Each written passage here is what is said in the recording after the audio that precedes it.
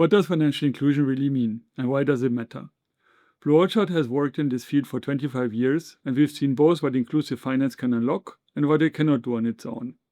And the thinking there has evolved. Responsible financial services can expand people's capabilities, meaning their ability to seize opportunities and to build resilience, but microfinance is not a silver bullet for development or for inequality.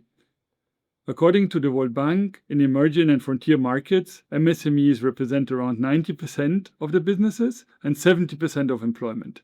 But yet they face an estimated $5.7 trillion financing gap, even more if informal business are included.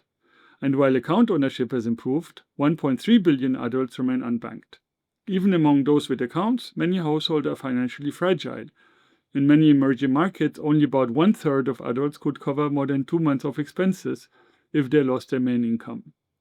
These constraints limit growth, investment, and resilience, especially for women who often face added barriers such as limited collateral, weaker credit histories, or digital exclusion. That is where responsible financial inclusion comes in. At BlueOrchard, one of our main objectives is to contribute to the well-being and resilience of MSMEs, underserved households, and women in emerging and frontier markets. We do this by mobilizing private capital and channeling it to financial institutions that serve these clients responsibly. This matters because private capital doesn't flow at sufficient scale to developing markets. The financing gap to achieve the Sustainable Development Goals is estimated at around $4 trillion per year. By directing capital to responsible financial institutions, we help bridge that gap. With this funding, financial institutions can expand their capacity to reach more MSMEs and underserved people. But access alone is not enough.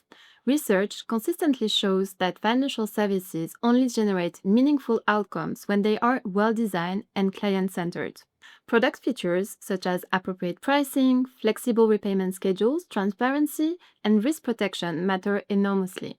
For example, when repayment schedules align better with borrowers' cash flows, business investment and profits can increase. When savings products are simple and accessible, entrepreneurs are more likely to invest and accumulate assets. So, financial inclusion is not just about breadth, meaning reaching more people, but also about depth, ensuring that products are appropriate, diversified, and responsible. Exactly. When access and product design come together, two important things can happen. First, economic agency increases, meaning people have more control over their financial decisions. With better liquidity management and risk protection, households and MSMEs are more able to invest in businesses, in education, in health, or in productive household assets like housing, clean energy, or water solutions. For example, a farmer may need cash all at once at the start of the season to buy seeds and fertilizer. If they can access loans or savings at that exact moment, with repayments aligned to the harvest, they can invest on time, improve yields, and generate the income needed to repay without cutting back on other essentials.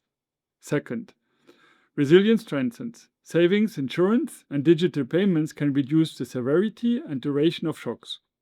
Insurance can protect productive assets during droughts. Savings can prevent negative coping strategies should having to sell assets or cutting on essential spending. Inclusive finance, therefore, helps people not only to cope with crisis, but also to adapt over time by diversifying income sources, investing in more resilient technologies, and to plan for the future.